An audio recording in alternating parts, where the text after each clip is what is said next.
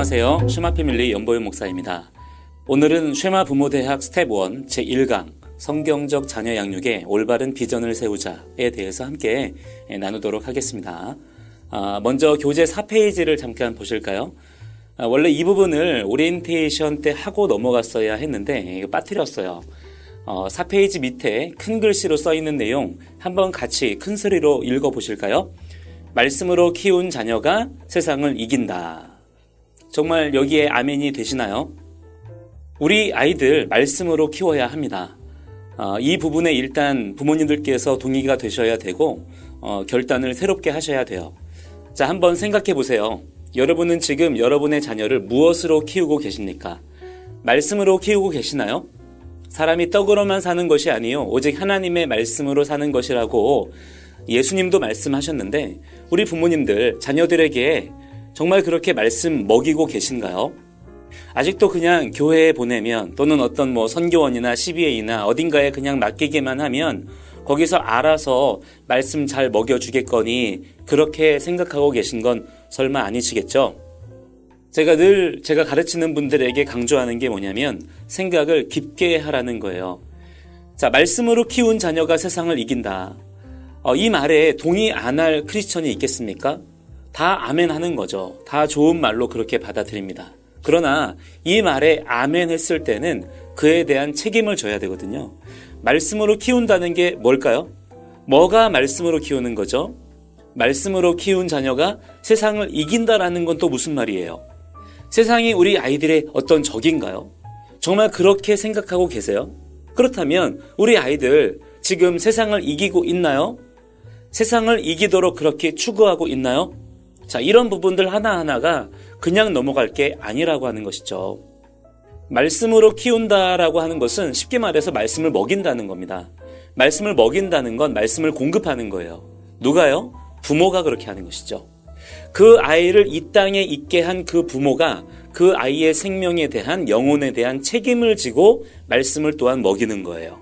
자, 지금 우리가 세상에 벌어지고 있는 여러 가지 기가 막힌 현 상황들을 다 보시면서 너무나 답답해하고 또 가슴 아파하고 있습니다만 우리가 정확하게 알아야 될 사실이 있습니다. 자, 이런 것들 무엇 때문에 다 일어난 일인가요? 어디서부터 이러한 문제들이 시작이 되었을까요? 바로 우리 부모들이 가정을 소홀히 여기고 가정 안에서 자녀 양육을 제대로 못했기 때문에 바로 그것 때문에 지금 우리 눈앞에 보이는 모든 참남하고 더러운 일들이 일어났다라고 하는 점을 우리가 우리 가슴을 부여잡고 주님 앞에 통회하고 자복하며 인정해야 합니다. 우리 예수 믿는 사람들만이라도 가정 안에서 부모의 사명을 바르게 깨닫고 내 새끼들만이라도 내 자식들만이라도 말씀 제대로 먹였다면 그렇게 말씀을 공급했다면 지금 이 꼴 안 났습니다. 이런 꼴 안 봐도 되는 거예요. 결국 빛의 자녀들 가운데 세상의 영적 흐름을 이끌어갈 지도자들이 나와줬어야 됐는데 우리 성도의 가정들 가운데에서 그런 자녀들을 길러내지 못한 거예요. 아니, 더 정확하게 말하자면 길러내지 않은 거예요. 거기에 관심이 없었던 것이죠. 자, 그러는 사이에 뱀의 후손들, 하나님의 언약을 대적하고 왜곡하려 하는 원수의 자녀들은요, 열심히 자기들만의 철학을 세우고 세계관을 확립해 나가면서 지금 전 세계를 그들의 왕국인 양 그렇게 만들어 가고 있습니다.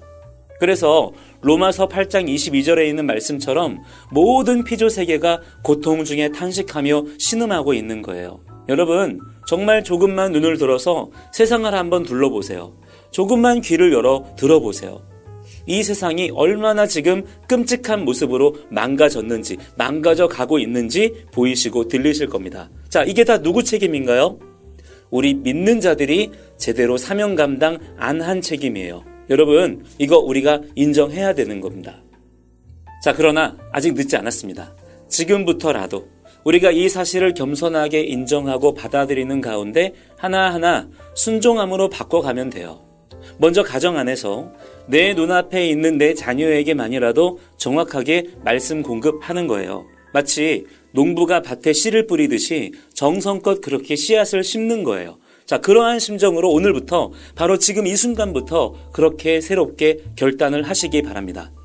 부모님 본인부터 당장은 조금 서툴지라도 암송 시작하셔야 되는 것이고요. 잘못된 습관들, 태도들, 잘못된 세계관들, 나의 그동안의 무지함들, 게으름들, 이제는 더 이상 어떤 핑계 대지 마시고 하나하나 우리가 직면하면서 뜯어 고치셔야 됩니다.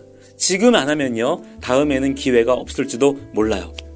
정작 본인 자신은 아무것도 안 하면서 자녀들만 잡는 부모님들 많이 봤어요. 그래서 자녀들이 부모님을 싫어하고요, 멀리하는 거예요. 그거 아시나요? 부모가 1% 바뀌면요, 자녀들은 90% 바뀝니다. 그 말은 반대로 무슨 말이냐면요, 부모가 1%도 안 했기 때문에 자녀들이 지금 다 영적으로 죽어가는 거예요. 자녀들 위해서 기도만 한다고 되는 게 아니에요. 기도했으면 그 기도한 대로 내가 순종하며 감당해야 될 일을 감당해야죠. 그러면 돌파되는 겁니다. 자, 오늘부터 새롭게 우리 결단합시다. 우리 자녀들 무엇으로 키워야 됩니까? 말씀으로 키워야 되는 거예요. 진짜예요. 자, 따라합시다. 말씀으로 키운 자녀가 세상을 이긴다. 자, 꼭 기억하시기 바랍니다.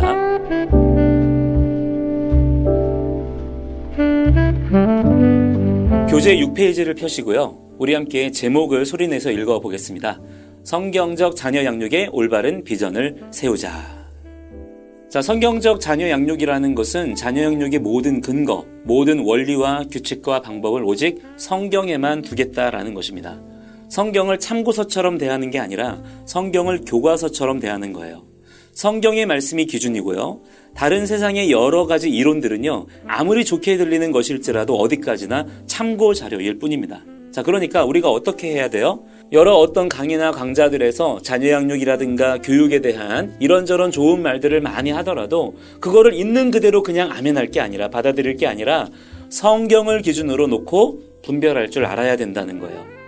성경이 기준이에요. 그래서 성경이 오케이 하는 것은 우리가 참고해서 받아들여도 되지만요, 성경에서 어떤 근거를 찾을 수 없다라거나 오히려 노 하는 경우들, 반대되는 내용들에는 어떤 미련도 두지 마시고 일단 차단해야 합니다. 그렇게 하지 않으면 절대 분별할 수 없어요. 좁은 길을 걸어간다라고 얘기하는데, 좁은 길을 걸어간다는 것은 그만큼 기준을 타이트하게 잡고 가야 된다는 말이에요. 좋은 게 좋은 거라는 그런 말에 우리가 휘둘리면 안 된다라는 것입니다. 자, 그렇기 때문에 우리가 1차적으로 성경적 자녀 양육을 하기 위해선 뭐를 해야 되겠습니까? 성경 봐야죠. 성경도 안 보고 무슨 성경적을 찾아요. 성경은 보지도 않으면서 이런 강의만 잔뜩 듣는다고 해서 되는 게 아니에요. 그것도 잘못된 겁니다. 그것도 성경을 볼 때 그냥 보고 그냥 지나가시면 안 돼요. 제가 늘 강조합니다. 성경을 보는 방법은요, 암송하는 거예요. 그것이 하나님께서 우리에게 가르쳐 주신 방법입니다. 우리가 성경 전체를 다 암송할 수는 없겠지만 암송이라고 하는 부분에 초점을 맞추고 내 안에 말씀을 채운다는 심정으로 그렇게 읽으셔야 돼요. 그래야만 성경을 제대로 읽을 수 있고 성경의 기준을 바르게 붙잡을 수가 있습니다. 우리가 기본 과정에서 이미 배웠듯이요, 하나님께서는요, 우리의 뇌를 처음부터 암송하는 기관으로 지으셨어요. 그렇기 때문에 모든 방법들 중에서 암송이야말로 최고의 교육 방법입니다. 자, 이 강의도요, 여러분이 그냥 듣고 지나가시면 별 도움이 안 될 수도 있습니다. 왜냐하면 잊어버릴 테니까요. 자, 이 강의 내용들을 여러분이 제대로 활용하시려면 일단 반복해서 들으시고 또 정리하시면서 가장 좋은 방법은요, 외워버리시는 거예요. 그렇게 해서 기억할 수 있도록 힘쓰셔야 됩니다. 외우시면서 그렇게 반복을 해야 내 마음에 새겨지는 것이고요. 내 마음에 그것이 그렇게 새겨진 것이라야 그것이 또한 내 삶을 마침내 바꿉니다. 그런 식으로 강의를 들어가시면서 이것을 체득하시는 게 중요한 거예요. 그렇지 않고 단순히 듣고 이해하고 넘어가는 것만으로는 절대 어떤 분명한 변화를 경험하기가 어렵습니다. 그래서 제가 기본 과정이든 부모 대학 과정이든 이미 했던 분들한테도 다시 들으시라고, 한 번 더 반복하시라고 그렇게 말씀을 드리는 거예요. 반복하면 반복할수록 그것이 나에게 체득이 되기 때문입니다. 체득이 되어야 실제적인 변화와 연결이 된다라고 하는 거예요. 그러면 어떻게 해야 체득을 할 수 있느냐? 창조 질서대로 따라가시면 돼요. 일단 암송부터 습관을 들이세요. 말씀이든 어떤 강의 내용이든 중요한 내용, 꼭 알아야 되는 내용이라면 하나님의 창조의 능력을 신뢰하시고요. 암송하도록 힘쓰세요. 가끔 그런 분들이 있어요. 나는 암송 체질이 아니에요. 나는 암송 머리가 아니에요. 그건요, 하나님의 창조 질서를 부인하고 왜곡하는 거예요. 마귀의 거짓말에 속은 것이죠. 여러분은 이미 암송 천재로 지음 받았습니다. 누구나 하나님의 창조를 신뢰하고 믿으시면서 겸손히 순종하시면요, 다 암송 탁월하게 하실 수 있어요. 물론 처음에는 그게 잘 안 되실 수도 있어요. 우리가 그동안 우리의 뇌를 그렇게 사용하지 않았기 때문에 굳어져 버린 것들이 있거든요. 그러나 우리가 자신을 쳐서 복종시키면서 하나님의 질서에 맞추도록 애를 쓰시면 그 굳어버렸던 것들이 풀어지고요, 부드러워지는 역사가 있습니다. 처음에 해보시고 안 되시면 어떻게 해야 됩니까? 역시 나는 안 되나 봐. 이렇게 하고 포기하시면 안 돼요. 이런 분들이 그런데 거의 19입니다. 참 안타까운 거죠. 자, 그렇게 하지 마시고 처음에 해보시고 나서 일단 안 되면 처음에는 안 되는 게 정상입니다. 그러면 그때 내가 그동안 많이 굳어져 있었구나. 더 열심히 해야 되겠다. 이렇게 생각을 하셔야죠. 그리고 내일 또 하는 거예요. 자, 오늘 10번 했다 그러면 내일은 20번 하시고요. 그래도 안 되면 모레 30번 하시고, 그래도 안 되면 글피에 40번 하시면 되죠. 안 되면 100번 하세요. 여러분이 원숭이 출신이 아니라 하나님의 형상으로 지음받은 게 맞다면, 그렇게 믿으신다면 그 믿음 가지고 그렇게 하시기 바랍니다. 그러면 돌파되는 거예요. 자, 이게 먼저 부모님들 스스로에게 훈련이 되시면요, 자녀 양육에 눈이 뜨이십니다.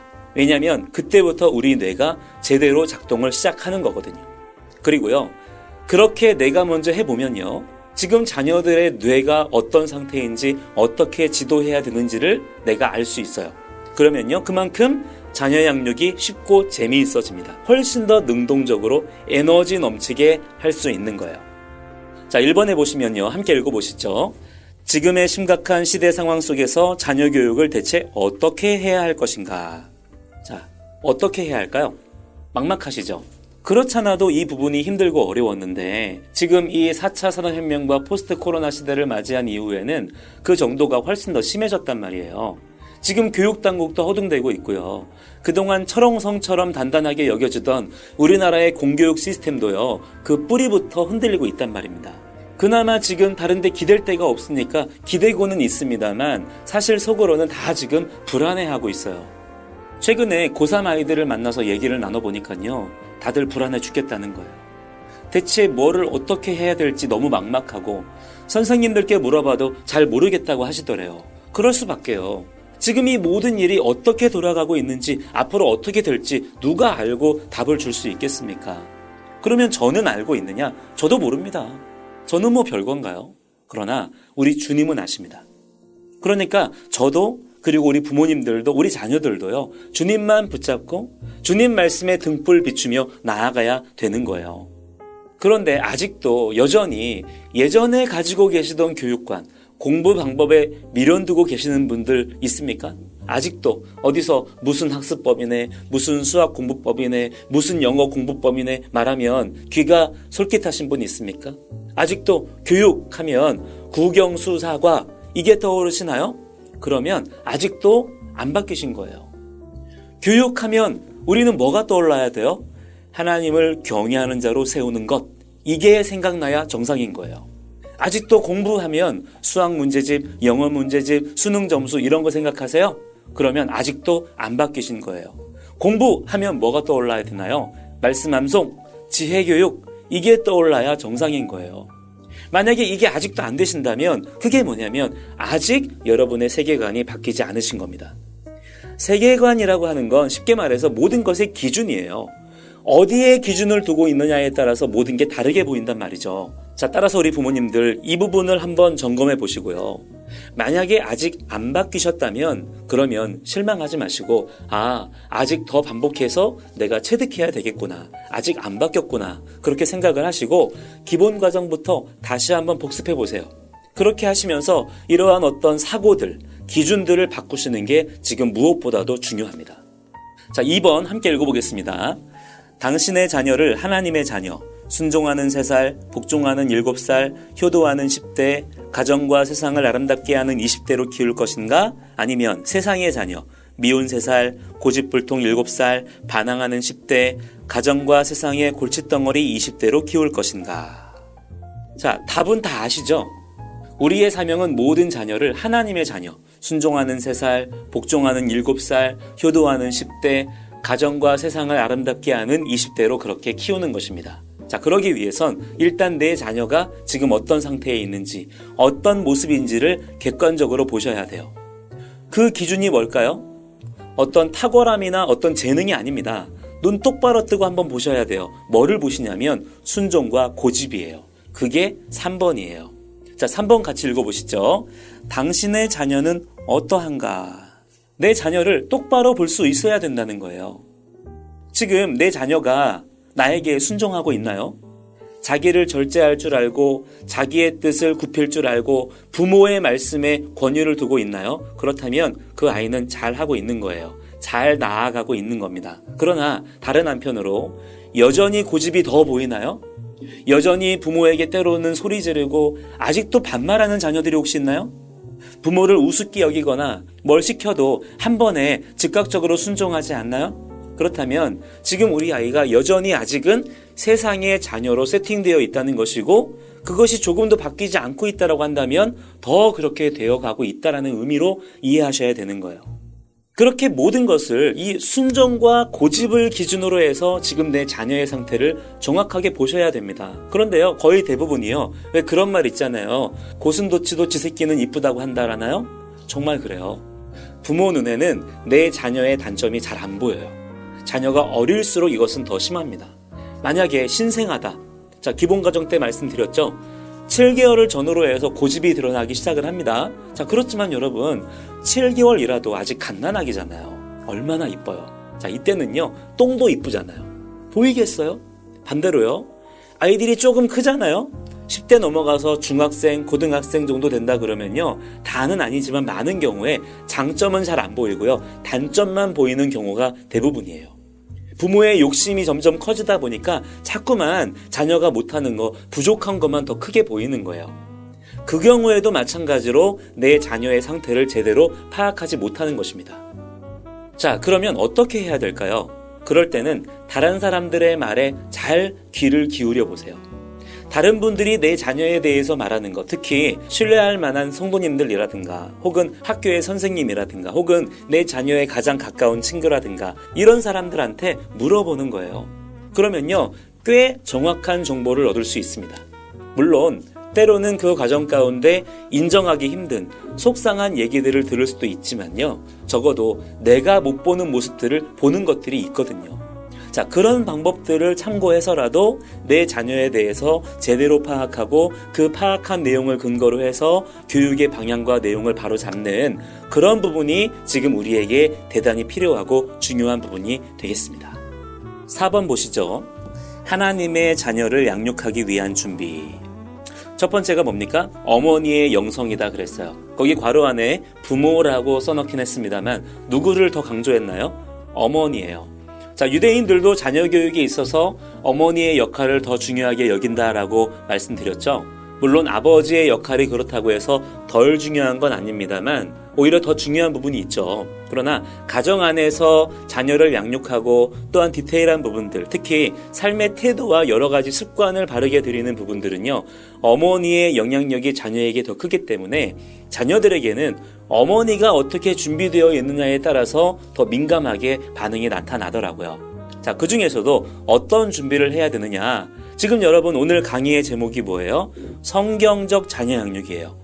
성경적 자녀 양육의 올바른 비전을 세우자 그랬잖아요. 그러면 이것을 위해서 가장 먼저 우리 어머님들, 부모님들께서 뭐가 준비되어야 되겠습니까? 영성인 것이죠. 자, 그렇다면 영성이란 무엇입니까? 하나님께서 우리에게 요구하시는 영성은요, 다른 게 아닙니다. 너는 마음을 다하고 뜻을 다하고 힘을 다하여 내 하나님 여호와를 사랑하라 말씀하셨어요. 이게 영성이에요. 하나님을 사랑하는 것, 하나님을 경외하는 것입니다. 우리 부모님들께서 더욱 하나님을 사랑하고 하나님을 경외하는 자로 세워지셔야 되는 거예요. 이것이 준비되셔야 내 자녀를 그렇게 또한 양육할 수 있습니다. 그래서 뭐 하라고 말씀합니까? 신명기 6장 6절에 보시면 오늘 내가 내게 명하는 이 말씀을 너는 마음에 새겨라 말씀하죠. 자, 이것이 하나님을 사랑하는 방법이라는 거예요. 말씀을 새겨라 라고 할 때 이 새기다 라는 단어는 히브리어로 하야라고 하고요. 이것을 유대인들은 어떻게 이해하고 실천했느냐 하면 말씀을 소리내어 암송했어요. 자기만 암송했나요? 아니죠. 7절에 보니까 뭐라고 말씀을 하냐면 내 자녀에게 부지런히 가르쳐라 라고 말씀하죠. 그리고 언제 어디서든지 간에 그 말씀을 강론하라. 그리고 8절과 9절에 보니까 모든 삶의 자리에서 말씀을 떠나지 말아라. 말씀의 소리가 늘 너의 삶 가운데 있게 하라. 그렇게 말씀하는 것을 볼 수 있습니다. 핵심은요, 소리예요. 영성은요, 소리를 내는 것입니다. 나에게서 지금 어떤 소리가 나고 있느냐가 그 사람의 영성을 가늠하는 거예요. 자, 여러분에게는 어떤 소리가 지금 나고 있나요? 하야라는 말은 무엇이 되다, 즉 그것으로 충만해지다, 내가 그 자체가 되다라는 뜻이거든요. 그러니까 하나님은 우리에게 뭐라고 말씀하신 거냐면 너는 그 말씀 자체가 되어라. 말씀이 육신이 되어라. 말씀으로 충만해져라. 그렇게 되어야 내가 하나님을 사랑할 수 있다는 거예요. 그것이 바로 하나님을 사랑하는 삶이라는 것이고 그 삶을 완전하게 살아내신 분이 바로 예수님이신 것이고요. 예수님은 그렇게 오직 하나님만을 사랑하는 삶을 사셨던 거예요. 그래서 예수님은 어떻게 하셨나요? 예수님이 사신 방식은요, 아버지께서 말씀하신 것만을 말씀하셨고요. 아버지께서 하라고 하신 것만 하셨다 그랬어요. 즉 다른 말로 하면 예수님께는요, 오직 하나님 말씀의 소리만 났던 거예요. 그래서 그분의 그 소리를 통하여 제자들을 양육하실 수 있었던 겁니다. 자, 우리도 마찬가지예요. 우리에게도 하나님 말씀의 소리가 나야 되는 거예요. 그래서 우리가 암송을 해야 되는 것이고요. 암송이 체질화가 되어지고 암송이 충분히 훈련되어야 기도도 찬양도 그리고 우리의 언어 자체도 달라지는 것이고 거룩하게 준비되는 것입니다. 자, 이 영적인 부분들을 준비하셔야 돼요. 여러분에게서 나가는 소리들이 하나님의 거룩한 소리로 바뀌어질 수 있도록 이 소리 전쟁에서, 이 영적 전쟁에서 넉넉히 승리하실 수 있도록 그렇게 준비하시기 바랍니다. 두 번째, 어머니의 인성이다 그랬어요. 기본과정 때 말씀드렸듯이요, 인성이라고 하는 것은요, 영성과 지성을 담는 그릇과도 같은 거예요. 아무리 좋은 음식이라도 그 그릇이 제대로 준비되지 않았다면 담아낼 수 없는 것처럼 인성이라고 하는 것이 온전히 준비되지 않으면 그 부모는 사실상 아무것도 담아낼 수가 없게 되는 겁니다. 자, 그러면 인성을 준비한다는 게 뭐냐? 상대방을 바르게 이해하고 그 사람을 존중하면서 관계성을 바르게 세우는 거예요. 그게 인성이에요. 우리가 다른 사람들과의 관계에서는 이런 부분들을 꽤 신경을 씁니다. 그런데 상대적으로 자녀와의 관계에서는요, 굉장히 뭐랄까요? 인격적이지 않고 젠틀하지 않고 존중하지 않는 그런 모습들을 볼 수 있어요. 아이들에게도 아이들대로의 인격이 있거든요. 그것을 이해하고 존중해 줄 때 비로소 그 자녀와의 관계를 바르게 형성할 수 있는 것인데, 내가 낳은 내 자식이라고 함부로 말하고 함부로 대하는 부모님들이 많이 있습니다. 물론 그렇다고 해서 자녀를 어렵게 대하거나 어색하게 대하라는 건 아니죠. 사실은 누구보다도 격식 없고 편안한 관계여야만 하죠. 그러나 편하게 대하는 것과 무례하게 대하는 것은 전혀 다른 얘기예요. 많은 분들이 자녀를 편하게 혹은 친밀하게 대한다고 하면서 사실은 자녀에게 무례하게 하고요, 불쾌하게 해요. 지금 내 자녀와의 관계를 한번 점검해 보시면서 뭐를 하셔야 되냐면 거리를 한번 측정해 보세요. 내 자녀와 나 사이에 관계의 거리는 몇 미터쯤 되나?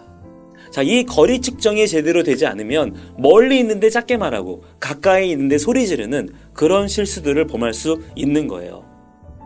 물론 우리가 자녀의 인성을 교육해야 하는 입장에 서 있는 것은 맞지만 그 전에 먼저 나 자신의 인성부터 바르게 세워야 합니다.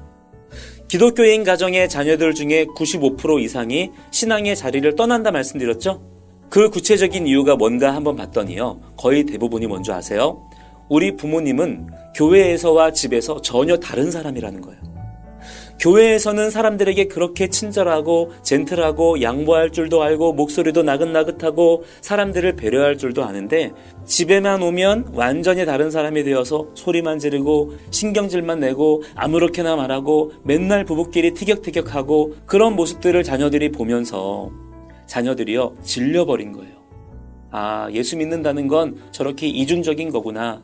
예수님의 복음 가지고도 저 문제는 해결 안 되는구나. 그러면서 어떤 생각으로 이어질까요? 나는 커서 저러지 말아야지. 그래서 내린 첫 번째 선택이 뭐냐면 교회를 떠나버리는 겁니다. 거의 대부분의 경우에 부모님들이 가장 많이 실패하는 것이 바로 이 부분이에요. 스스로의 인성을 준비하지 않는 거예요. 예로부터 우리나라 선조들은요, 스스로의 인격 수양을 아주 중요하게 생각했어요. 그래서 자녀들이 가장 존경하는 분이 아버지, 어머니, 집안의 어른들. 그런 분들에게 또한 예의와 범절을 배우고 인생의 가치관을 세우고, 그러니까 이 자녀들이 자라서도 어떻게 합니까? 그 집안의 어떤 가치와 뜻을 세우고 이어가기 위해서 노력하는 거예요. 그런데 지금 우리나라 자녀들은 어떻습니까? 조금만 머리 크면 부모님 무시하고 가정을 떠나버리고 자기의 살 길 찾아 바쁘죠. 이제부터는 우리 부모님들 스스로의 인격 수양을 위해 조금 더 신경을 쓰셔야 합니다. 아이들에게 편하고 쉽게 대해주시되 아이들과의 최소한의 거리는 남겨주세요. 너무 멀리 우리가 떨어져도 안 되겠지만 지나치게 너무 가까이 들러붙어 있는 것도 아이를 숨막히게 합니다. 그래서 아까 말씀드린 거 있죠? 먼저는 아이들과 나 사이의 거리가 어느 정도 되는지를 한번 측정해 보세요. 내가 지금 너무 가까이 붙어 있는 것 같다면 조금 거리를 떼주시고요. 너무 멀리 가 있는 것 같다면 한 걸음씩 한 걸음씩 그 거리를 좁혀주세요. 그리고 너무 조급해하지 마시고요. 여유를 가지시고 말씀하실 때도 목소리 톤을 한 톤 정도 더 내려서 부드럽고 나긋나긋하게 말할 수 있도록 신경 써주시고요. 그래서 아이들이 부모님을 가볍게 대하거나 혹은 멀리 대하지 않도록 권위를 세우는 부분으로 인성을 준비하시는 그런 부모님들이 되셔야 됩니다. 세 번째, 어머니의 지성. 괄호 열고 뭐라고 써 있습니까? 배움에 대한 열정이다 그랬죠? 자, 아이를 교육하는 데 있어서 가장 중요한 것이 그 교육의 책임을 가진 어머니의 지적 수준이 어느 정도냐 하는 부분이에요. 자, 그런데 여기서 오해하시면 안 되는 게 있어요. 여기서 말하는 지성이라고 하는 것은 단순히 어떤 지식의 양, 학력의 정도를 말씀드리는 게 아니에요.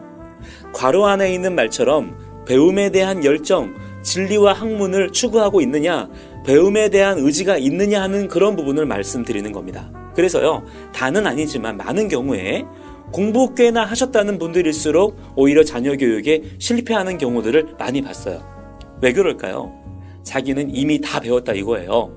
그러니까 본인 자신은 팔짱 끼고 앉아서 마치 감독관처럼 아이들에게 뭔가를 자꾸 시키기만 하는 거예요. 그러니까 아이들에게는 모든 가르침의 과정들이 죄다 스트레스로 여겨지게 되는 겁니다. 그러나 오히려 조금 못 배웠다 할지라도 지식의 수준은 조금 떨어진다고 해도 공부에 대한 열정이 있고 진리를 추구하고자 하는 어떤 의지가 있는 분들은요, 그 태도와 자세를 아이들에게 가르쳐 줄 수가 있어요. 중요한 것은 뭐냐면요, 아이들에게 어떤 지식을 자꾸 넣어줘야만 된다는 그러한 강박관념에서 벗어나셔야 된다는 점이에요. 지금 우리 아이들에게 필요한 것은 수학 문제 하나, 영어 단어 하나 더 넣어주는 게 아니라요, 공부에 대한 즐거움, 진리를 찾고 해결 방법을 터득했을 때의 그 행복감, 공부하는 방법, 지혜를 추구하는 삶, 이런 것들을 어릴 때부터 가르쳐 줘야 되는 거예요. 어떻게 하면 될까요? 어머니가 혹은 아버지가 그것을 몸소 실천해서 보여주는 거예요. 좋든 싫든 간에 우리 자녀들은요, 부모님께 가장 큰 영향을 받습니다. 자녀들은 부모의 뒤통수를 보고 배운다 그러잖아요. 부모가 공부하기 싫어하고 맨날 스마트폰에 TV만 쳐다보고 있고 놀러 다니기만 좋아하면요, 당연히 아이들도 삶의 가치를 그쪽 방향으로 두게 됩니다. 그래서요, 공부는 억지로 하는 거예요. 공부는 억지로 하는 거고, 아, 이거 끝나면 나도 저거 할 수 있다, 이렇게 생각하는 거예요. 그렇게 고등학교 때까지 열심히 공부했던 아이들이 이상하게도 대학교에 들어가자마자 공부는 안 하고요, 열심히 놀기만 해요. 왜 그럴까요? 이제 자유를 얻은 거예요, 이 아이는. 그동안 억누르고 있던 인생의 즐거움에 대한 욕정이 대학이라는 열린 환경에서 막 분출이 되는 것이죠. 부모님들께서 아이들에게 공부하는 모습을 보여주세요. 나도 공부한다, 나도 책 본다, 나도 암송하고 있고, 나도 필사하고, 나도 수학 문제 푼다, 이런 모습들을 아이들에게 그냥 보여주세요. 그러시면서 즐거워하세요. 처음에는 즐겁지 않더라도 연기하듯이라도 그렇게 보여주기라도 하세요. 그러면서 부모님 스스로도 그 공부의 즐거움, 그 행복감을 찾아서 열심히 공부하세요. 책도 보시고, 암송도 하시고, 필사도 하시고, 수학 공부도 좀 해보시고. 그러면요, 아이들이 어떤 반응을 보일까요? 어머니가 혹은 아버지가 뭐를 저렇게 행복해 하시지? 공부가 저렇게 좋은 건가? 나도 해볼까? 이러한 공부에 대한 긍정적인 호기심을 억지로가 아니라 자연스럽게 가지게 되는 겁니다. 그리고 부모님과 아이들이 같이 하시는 거예요. 같이 공부하는 가정을 그렇게 만들어 가는 겁니다. 가끔은 아이들과 독서 여행도 좀 떠나시고요. 어느 날은 날 잡아서 대형 서점에도 가셔서 이달의 베스트셀러는 뭐가 있는지도 좀 보시고, 평소 좋아하시는 작가가 한둘쯤은 최소한 있으셔야 돼요. 그래서 그 작가의 신간이 나왔다 그러면 같이 아이들과 손잡고 서점 가시고, 또 도서관도 한번 가보시고, 아니면 집에서 아이들에게 수학 문제 풀라고만 하지 마시고 본인이 먼저 한번 수학을 공부해 보세요. 자기는 할 줄도 모르면서 너는 왜 그것밖에 못하느냐고 하면 그건 아이에게 스트레스만 주는 게 되어버려요. 자, 부모님들, 배움에 대한 열정을 다시 회복하시기 바랍니다. 학교 졸업하셨다고 해서 이제 공부 끝나신 거 아니에요. 공부는요, 평생 하는 겁니다. 그거를 아이들에게 가르쳐야 되는 거예요. 네 번째 보시면, 그래서 어머니의 교육 역량은 결국 어떻게 준비되는 것이냐? 아까 말씀드린 세 가지 있죠? 영성과 인성과 그리고 배움의 열정, 그리고 여기에 플러스 알파가 더해지는 거예요.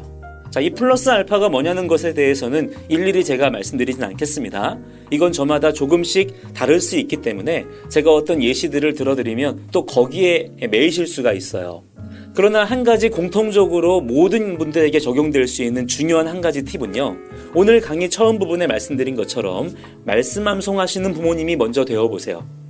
말씀 암송 하나만 부모님들께서 열정을 가지시고 감당하셔서 그것을 체질화하셔도 영성과 인성과 지성을 준비하시는 데 있어서 어떤 특이점을 만나시게 됩니다. 가장 확실한 플러스 알파가 되실 거예요. 자, 여기에 이제 더해서 독서의 양을 더 늘려가시는 방법, 그리고 암송한 말씀을 필사도 하시고, 이런 부분들이 부모의 역량을 더 강화시키는 그러한 부분이 되는 거예요. 자, 그래서 결론 5번에 보시면 뭐라고 써 있습니까? 어머니의 역량 강화 없이 성경적 자녀 양육은 불가능하다 그랬어요. 자, 하나님께서는 자녀 양육의 모든 책임을 그 부모에게, 특별히 어머니에게 주셨습니다. 자, 그렇다면 이제 부모님들께서, 특별히 어머니들께서 앞서 말씀드린 역량들을 부지런히 강화시키셔야 돼요. 이제 그만 놀러 다니시고 맛집이나 카페 같은 데 그만 다니시고요. 이 교육의 역량을 강화시키는데 1차적인 초점을 맞추셔야 됩니다. 그렇지 않으면 결국에 자녀 양육을 다른 곳에 맡기게 돼요. 왜요? 내가 역량이 안 되니까. 정말 가진 게 돈밖에 없는 사람인 것처럼 돈만 내는 거예요.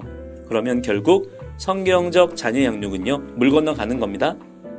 성경적 자녀 양육의 1번 수칙은요, 부모가 직접 내 자녀 양육의 책임을 져야 된다라는 거예요. 이게 안 되면 나머지도 다 안 됩니다. 아이들을 어떤 말씀 교육 기관에 맡기셨다고, 혹은 미션 스쿨 다닌다고, 혹은 어떤 캠프 가서 은혜 받고 왔다고 해서 그런 걸로 안심하지 마시고, 오늘 말씀드린 부분들을 우리 부모님들께서 최선을 다해 감당해 주세요. 그러면 변화는 누구의 영역이다? 하나님의 영역 안에서 우리에게 허락해 주시는 것입니다. 자꾸 어머니 하니까 그러면 아버지들은 뭐 해야 되느냐? 자, 아버지들도 마찬가지로 역량 강화 하셔야죠. 분명히 말씀드리는 거는요, 아버지들께서 어렵고 힘드실 수는 있지만, 그러나 여기에 같이 아내와 뜻을 합해서 같이 하시면요, 그러면 그 효과는 몇 배, 몇십 배가 될 겁니다. 그런데요, 사실 현실이 참 쉽지가 않죠. 또 거의 대부분은 남편과 아내가 마음을 합하기보다는 서로 부딪히는 경우들이 많더라고요. 그래서 제가 드리는 가장 현실적인 솔루션이 있습니다. 먼저는 어머니들께서 하세요. 어머니들은 무조건 하셔야 되는 거니까 일단 어머니들은 남편이 하건 말건 최선을 다해서 열심히 훈련하시고 역량을 강화하세요. 그리고 남편분들은요, 그 아내를 전적으로 후원해 주시고 밀어드리세요. 괜히 옆에서 아이들에게 딴소리 하지 마시고 네 엄마 말이 맞다, 엄마 말씀 잘 들어라, 이렇게 응원해 주시는 거예요. 아니면 그냥 최소한 방해는 하지 마세요. 자, 어쨌든 중요한 건 이겁니다. 우리 자녀들이 성경적으로 하나님의 말씀의 기반 위에서 가장 좋고 탁월한 거룩한 양육을 받을 수 있도록 교육의 1차적 책임을 맡으신 우리 부모님들께서 주님 맡기신 부모의 사명을 더욱 견고하게 하시는 가운데 그 역량을 더욱 강화하셔라. 자, 이것이 바로 우리가 기본 과정에서 배웠던 수직적 성경 명령에 순종하는 그런 부분으로 연결이 되는 거고요. 그렇게 준비가 되어지면 그 안에서 수평적인 성경 명령, 우리 자녀들의 삶을 하나님 말씀으로 정복하고 다스리는, 가르쳐 지키게 하는 그런 부분들은 자연스럽게 그 안에서 연결이 되어지는 부분이다. 자, 그렇게 이해하시면 되겠습니다. 자, 오늘 강의 여기까지고요. 다음 주에 2강 강의로 다시 찾아뵙도록 하겠습니다. 한 주간 동안 주 안에서 승리하세요. 감사합니다.